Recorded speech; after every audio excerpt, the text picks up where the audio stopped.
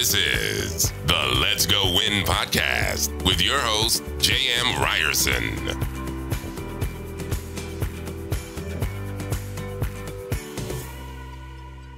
What's happening, you guys? Welcome back to Let's Go Win podcast for a Tuesday tune-up, where we are here to help you be happy, healthy, wealthy, and get better every single day. That is the intention, and we're definitely going to do that today. The young lady I'm going to be bringing on today has a very, her story is good. I was reading through her bio, and I thought, you know what? This is so applicable to everyone. Courtney Elmer, founder and CEO of the EffortLESS Life, is a renowned coach, consultant, and speaker specializing in empowering online entrepreneurs with a focus of antifragility and personal growth. Courtney helps her clients achieve greater income, influence, and impact, leveraging her psychology background and personal experience as a cancer survivor. She guides online business leaders in establishing effective systems, structure, and support to reach that $1 million milestone. Courtney, how are you? I'm great, JM. Thanks for having me today. I'm really looking forward to our conversation. As am I. And, obviously you never want to say, you see something like cancer survivor, and that's not something that you feel good about, but yet at the same time, cancer is such a huge part of our world.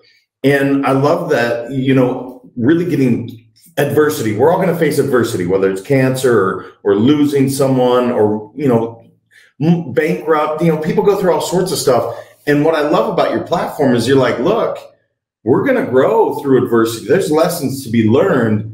And I think you were 25 years old as a cancer survivor. You learned these lessons pretty early. Yeah. And JM, actually, it started even earlier than that, because part of my story that I don't share as much was when I was about 19, 20 years old, sophomore in college, I was diagnosed with clinical depression, OCD, and anorexia. And this was a manifestation of just, a very rocky relationship with my mother growing up, the inability to be able to stand up for what I believe in and use my voice, to take full ownership, full personal responsibility.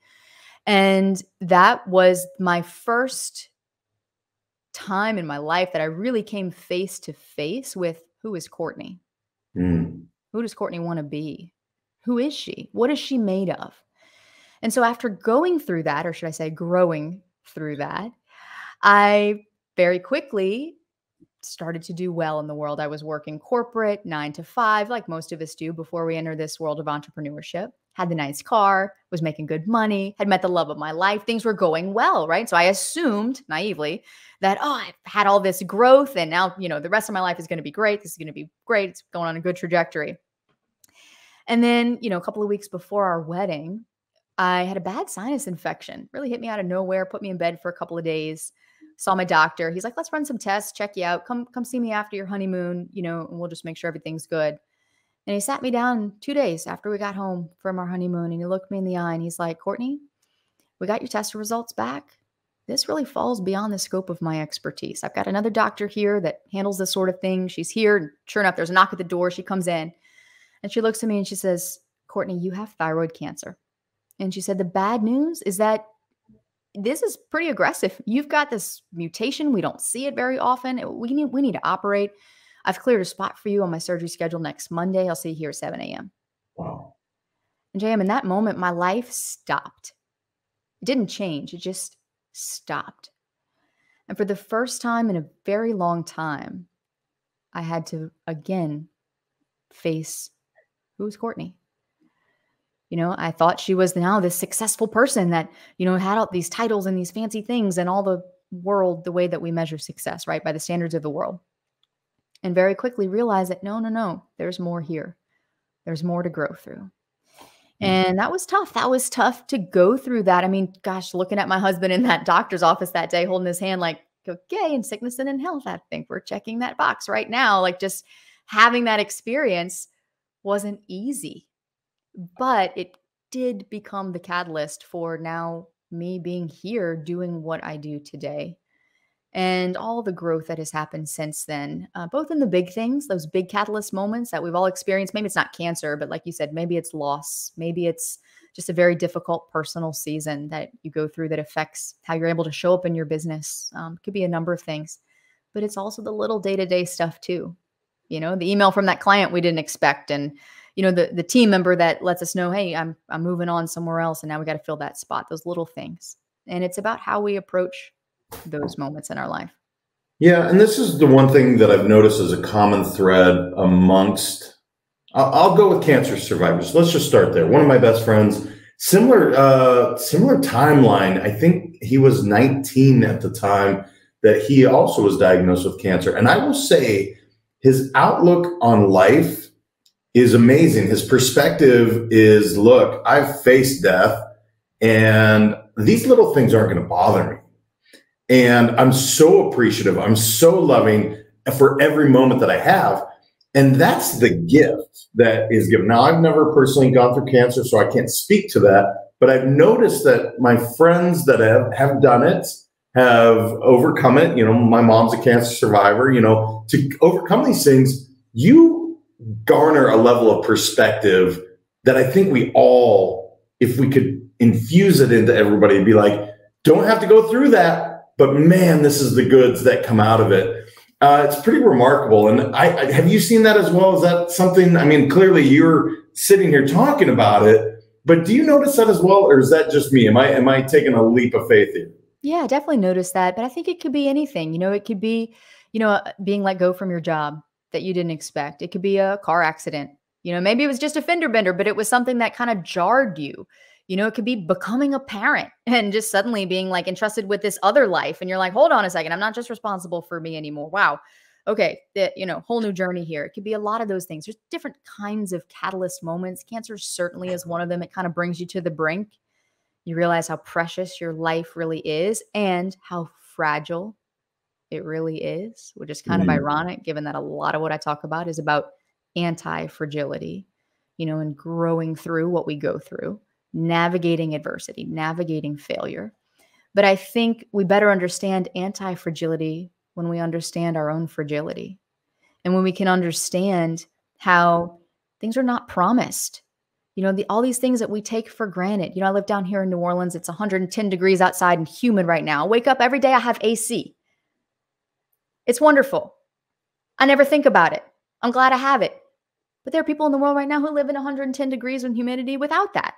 Right. And so just never, ever taking the littlest things that we have for granted. It's so easy to do, but really recognizing how fragile each and everything that we have is. And with that perspective, to your point, what a gift it is. Yeah. Anti-fragility is not a word that I use on a day-to-day basis, but I really like where you're going with this. And again, I'll use the word perspective. For instance, a video I watched today was talking about 6 things to be grateful for. Having running water, having clean water, food that you were able to eat. Like, this is when you hear that first world problems. We are so blessed in so many ways. And sure, we could bitch about lots of stuff, but why, right? And so I want to dive into anti-fragility. How did that terminology really become? Is it through these experiences that you're like, all right, don't like the fragile part, let's work on, I'm curious where you came up with this, because again, not a word that I use on a daily basis. Right. So full transparency, I did not coin this term. There's an author by the name of Nassim Nicholas Taleb, who wrote a book a while ago called Anti-Fragile. And Taleb is someone who worked in the financial sector for a long time. He analyzed risk. He studied when things did really well, right? When things failed.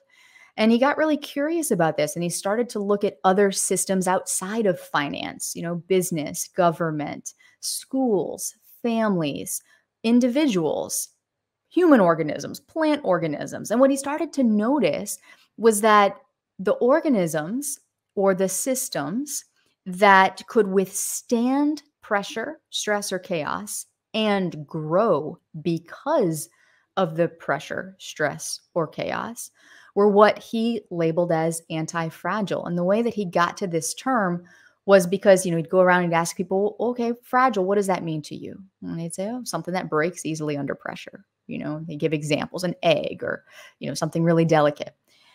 And then he would say, okay, well, what's the opposite of fragile?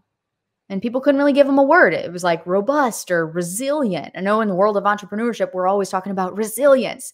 And I used to think resilience was the end all be all. Come to find out it's not. Because resilience, yes, while it might mean that you bounce back better from crazy, chaotic things, right? Look, again, being in New Orleans when Hurricane Katrina hit, that was crazy. None of us saw that coming. And people say, oh, New Orleans is such a resilient city. Yes, we came back from that, but did we grow from it? And that's the question that antifragility asks. And so as I learned about this, I thought, gosh, there is no better place to really explore this concept than in the world of entrepreneurship.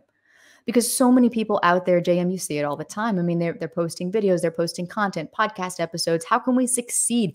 How can we succeed faster? How can you get to 6 figures, 7 figures, 8 figures? What are the strategies? What are the tactics? What did you do? Okay, I'm going to do that. And it's noisy. And those strategies that work for someone else don't always work for us. Mm-hmm. And guess what? It's not about strategy. Nobody's talking about how do we better navigate failure as entrepreneurs. We're all talking about how to succeed, but what about the failure that's inevitable? It's going to happen. Big failures, little failures. How do we better navigate that? And so just with my background in psychology and understanding human behavior, human communication, how do we show up? How are we able to bring our best selves to our work? Sometimes we're going through a difficult time. That's hard to do. How do we navigate those times? How do we come out stronger on the other side and succeed by learning how to better navigate our failures? Yeah, there's no doubt failure's coming. It is inevitable. It's interesting, the conversation that we're going down, because recently my son is a very competitive tennis player. And I only say that he's going through adversity right now. Literally had the worst day of his tennis career on Saturday ever. And so what I told him is I was like, bud, I want you to be more flowing than fighting. And what I mean by that, you're talking about anti-fragility and what is something that to me can adapt, can deal with it and not break. And I was telling him, like a palm tree, 200 mile an hour, it bends over, but it doesn't break. An oak tree, that thing is going down.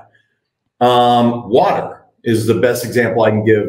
Water never loses. It just continues to find the new path, no matter what it hits up against.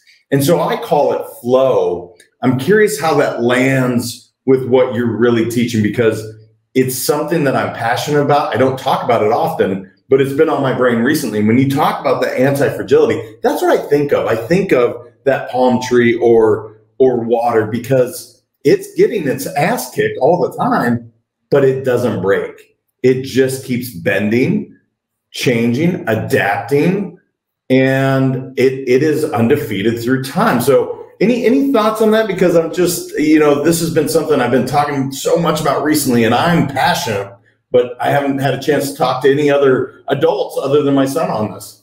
I think this is fascinating. And this is the kind of stuff that I love to explore, asking these questions. And I think looking at the natural world is a really great place to witness anti-fragility at work. So I like what you said about the water and the palm tree. I mean, certainly true. It finds a new path. It adapts.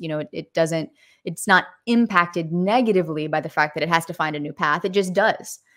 And so we can look at, let's say, an orchid, right? It's a very delicate, very fragile flower. I have an orchid plant on my desk right here. It hasn't done a thing the entire time that I've had it. Never even bloomed once. The leaves are green.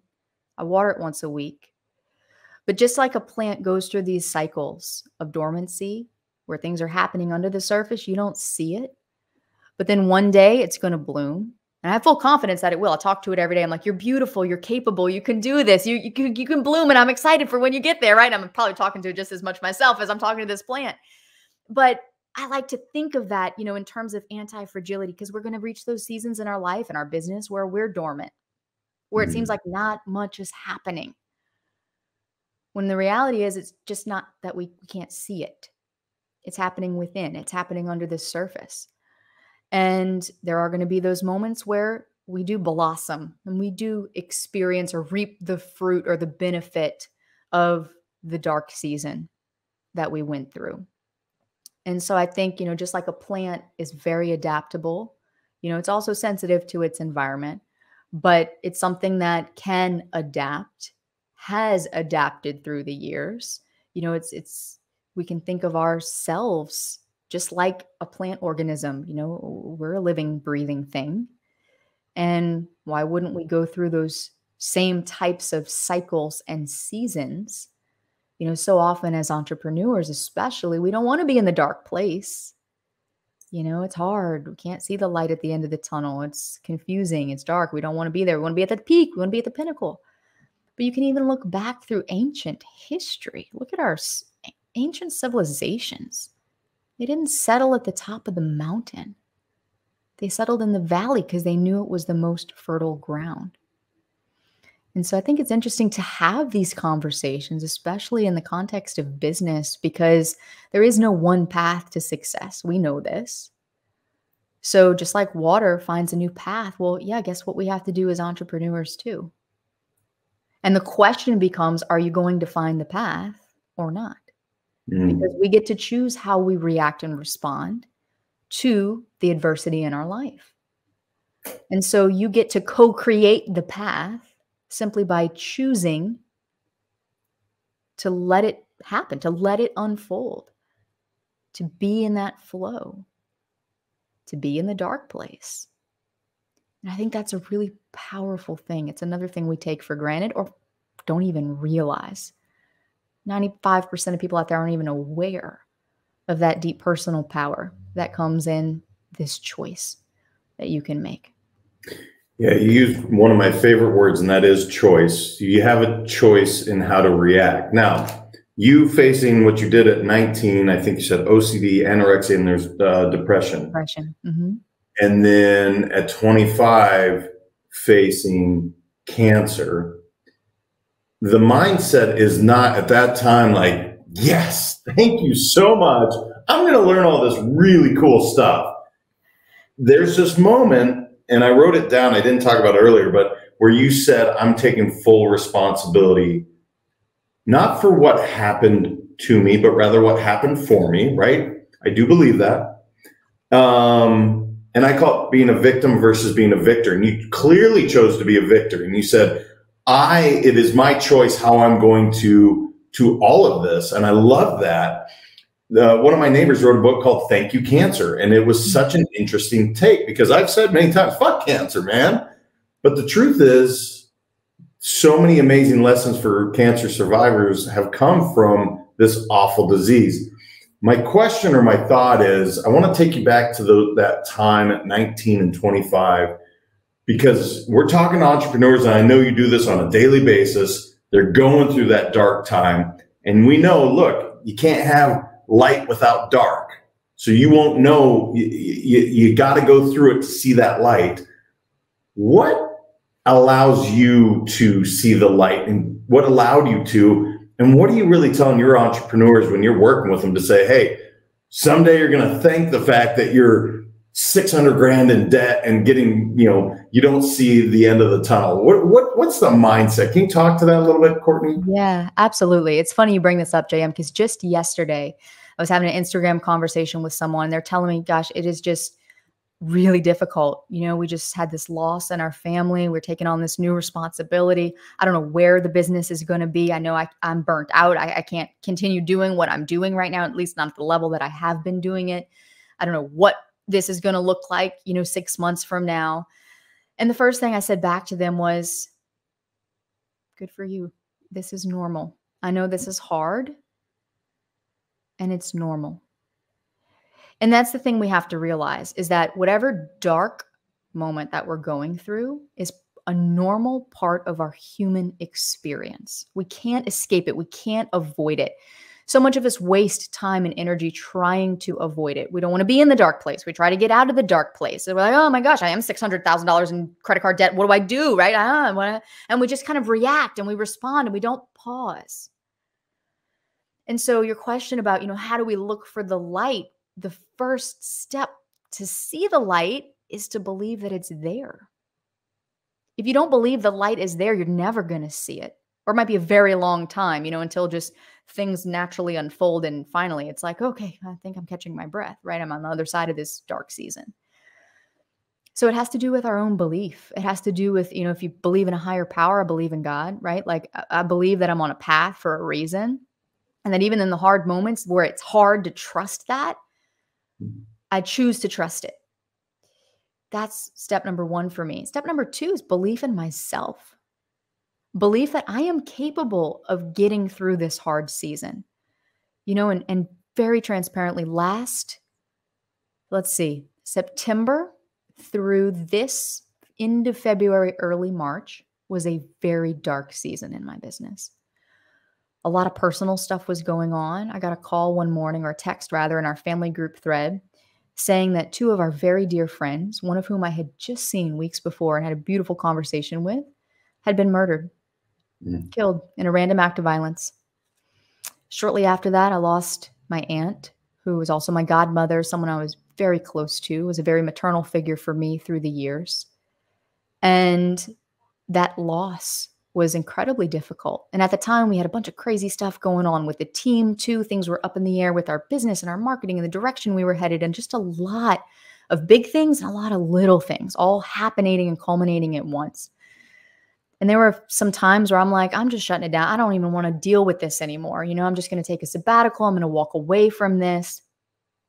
And then, of course, I knew, doing what I do and standing what I stand for, I'm like, no, I can't do that. I can't do that, right? I can't just throw in the towel and walk away. This is anti-fragile at work right here, and I shared about it and I talked about it openly. Go listen to that podcast episode, and people reach out and they're like, wow, I had no idea you were going through what you were going through, but thank you for sharing that, because I'm going through X, Y, or Z, right? And this helps me feel like I'm not alone. So back to the thing about the light. There are going to be some times where you don't see it. You're just not. There's a curve in the tunnel, or it's too far ahead. We're not there yet. And we have to continue going. Just don't stop. Don't stop walking. Even if you have to crawl, but believe that the light is there and that you will see it and that you are capable of getting through this. And I think with just that deep trust in yourself, this inner knowing that you're going to be okay, that everything always has been okay, is okay, and will be okay, that you will get through this, and look back at other times in your life where you've gone through difficult things. Was it hard in the moment? Yeah. Did you come out on the other side? You sure did. I have to ask, with the name of your company, I love it. And the emphasis on less. If people can't see this, you'll see it in the description. It's effort, and LESS is capitalized. Where are you going with that? And is it all kind of what we're talking about in terms of, you don't have to fight. When things happen, there is a moment of acceptance, and to say, okay, no problem. I'm going to choose to respond this way. But you tell me, what is effortless life? What does that mean to you? Because it's clearly very strategic, the way that is written. Yeah, thanks for asking this question. I love talking about this. This is something that, when we were iterating all the many names of things that we could name the company, which originally, for the record, was Courtney Elmer Coaching. When I started this, I had no idea what I was doing. I'm like, well, let's put my name to it, But really, as we evolved and developed, this greater ethos of what we do, one of the biggest things was quite literally working with less effort and more intentionality. So it was this idea of not just going into business to just be successful and, stroke the ego and have a 7-figure business, and 6-figure months in revenue, whatever it might be. But, how do I actually create the business that I got into business to create? Because for a lot of us, we start our businesses and very quickly we're not on the path. We get into business for freedom. We get into business for flexibility, to be able to have some personal power, to have some say-so in how we want our life to go. And then sometimes we wake up and we look at our life and we realize, holy cow, I'm working a lot harder than I used to at my old job. And we get off the path.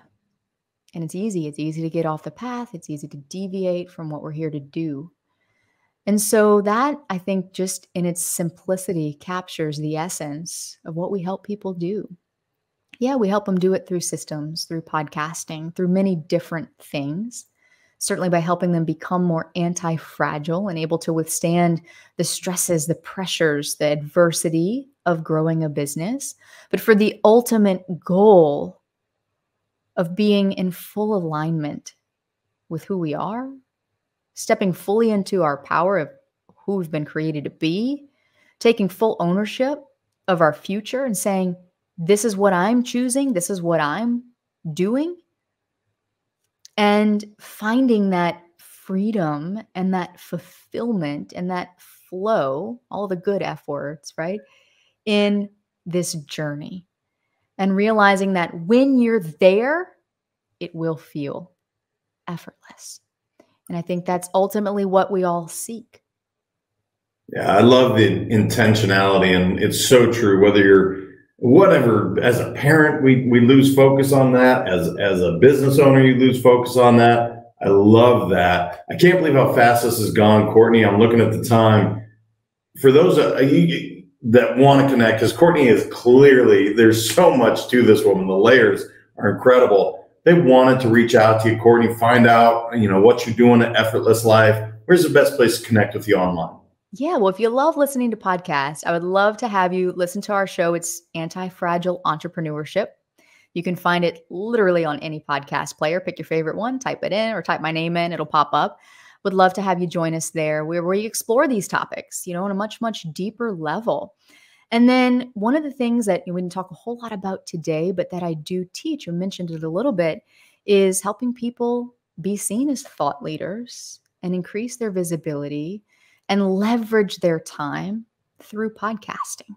Mm. And so if you're someone that's watching this or listening and you're like, I've kind of toyed with the idea of launching a podcast, or maybe you've launched one that hasn't given you the results you want, and you want to have a greater impact in the world, not for your ego, but truly with the intention of helping other people. And you're kind of over this whole short form content game, where it's like, okay, post 7 times a week, 8 times a week, 10 times a week, still not getting DMs from people, still not getting any, kind of return on your time invested there. And you're trying to crack this marketing nut, right? How do I market my business more effectively?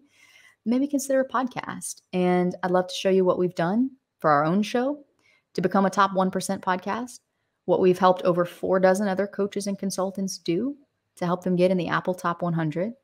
And I teach a workshop on a regular basis. It's totally free. There's no pitch. This is just me teaching what we've done that's worked for us, that will work for you too, if that's something that you're interested in. So if that's you, then go to antifragileentrepreneur.co.workshop, and you can get all the latest workshop information and details there. Well, guys, I'm a huge podcast guy. I love that she's bringing this, spreading this. She gave you so many free resources. It's incredible. Courtney, I so appreciate you coming on, sharing your story. This applies to everyone. Everyone has going to deal with adversity, and the whole anti-fragility. I love that take. It's beautiful. So thank you for sharing. JM, thanks for having me. This has been great. You guys, share this, please. Let's get the word out about Effortless Life, about, her podcast. She has an amazing story. She clearly overcame things, and she's teaching others to do it as well. Share this with someone you love, because somebody's dealt with some adversity. They're probably going through it right now. And so much of what Courtney said, it's applicable. It's helpful to you today. Until next time, remember, your mindset matters. I appreciate you all. We'll talk very soon.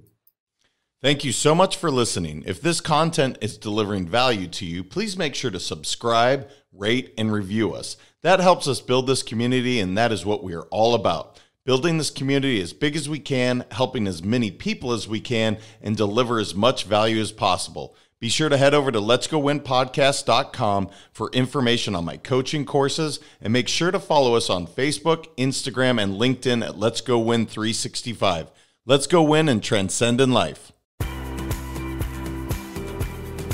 This is the Let's Go Win podcast with your host, J.M. Ryerson.